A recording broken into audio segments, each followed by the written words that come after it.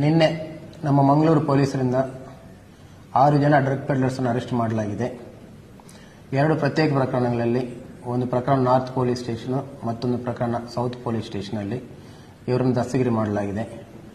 North police ಸ್ಟೇಷನ್ನಲ್ಲಿ 4 ಜನ ಆರೋಪಿತರನ್ನು ದಸ್ತಗಿರಿ ಮಾಡಲಾಗಿದೆ. ಇವರಿಂದ 53 ಗ್ರಾಂ MDMA ಹಾಗೂ 100 ಗ್ರಾಂ ಹೈಡ್ರೋವಿಟ್ ಗಾಂಜಾ ವಶಪಡಿಸಿಕೊಳ್ಳಲಾಗಿದೆ. ಅದೇ ರೀತಿ ಈ ನಾರ್ತ್ ಪೊಲೀಸ್ ಸ್ಟೇಷನ್ನಲ್ಲಿ ಅರೆಸ್ಟ್ ಮಾಡಿದವರಿಂದ 60 ಗ್ರಾಂ ಹೈಡ್ರೋವಿಟ್ ಗಾಂಜಾ, 1 kgಗಿಂತ ಜಾಸ್ತಿ ಗಾಂಜಾವನ್ನು ಕೂಡ ವಶಪಡಿಸಿಕೊಳ್ಳಲಾಗಿದೆ. ಇವರೆಲ್ಲರೂ ಕೂಡ ಮಂಗಳೂರು ನಗರದಲ್ಲಿ ಹೆಚ್ಚಾಗಿ ಸ್ಟೂಡೆಂಟ್ಸ್ಗೆ ಮತ್ತು ಮಹಿಳೆಯರಿಗೆ ಕೂಡ ಡ್ರಗ್ ಸಪ್ಲೈ ಮಾಡ್ತಿದ್ದಾಗಿ ಗೊತ್ತಾಗಿದೆ.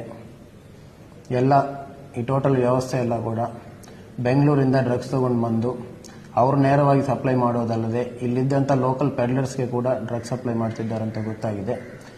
ಇನ್ಫಾರ್ಮೇಷನ್ ಎಲ್ಲ ಬಂದ ನಂತರ ನಮ್ಮ ಸೆಂಟ್ರಲ್ ACP ಅವರ ಟೀಮ್ ಎಲ್ಲರೂ ಕೂಡ ಕರೆಕ್ಟಾಗಿ ಪ್ಲಾನ್ ಮಾಡಿ ಎಲ್ಲರೂ ಡ್ರಗ್ಸ್ ಹಿಡ್ಕೊಂಡು ಇದ್ದಾಗ ರೆಡ್ ಹ್ಯಾಂಡೆಡ್ ಆಗಿ ರೈಡ್ ಮಾಡಿ ಎಲ್ಲರನ್ನೂ ಕೂಡ ಅರೆಸ್ಟ್ ಮಾಡಲಾಗಿದೆ. ಎಲ್ಲರ ಮೇಲೆ ಸಪ್ರೇಟಾಗಿ ಕೇಸಸ್ ಬುಕ್ ಮಾಡಲಾಗಿದೆ. ಎಲ್ಲರನ್ನು ಕೂಡ ನ್ಯಾಯಾಲಯದಲ್ಲಿ ಪ್ರೊಡ್ಯೂಸ್ ಮಾಡಲಾಗುವುದು. Thank you.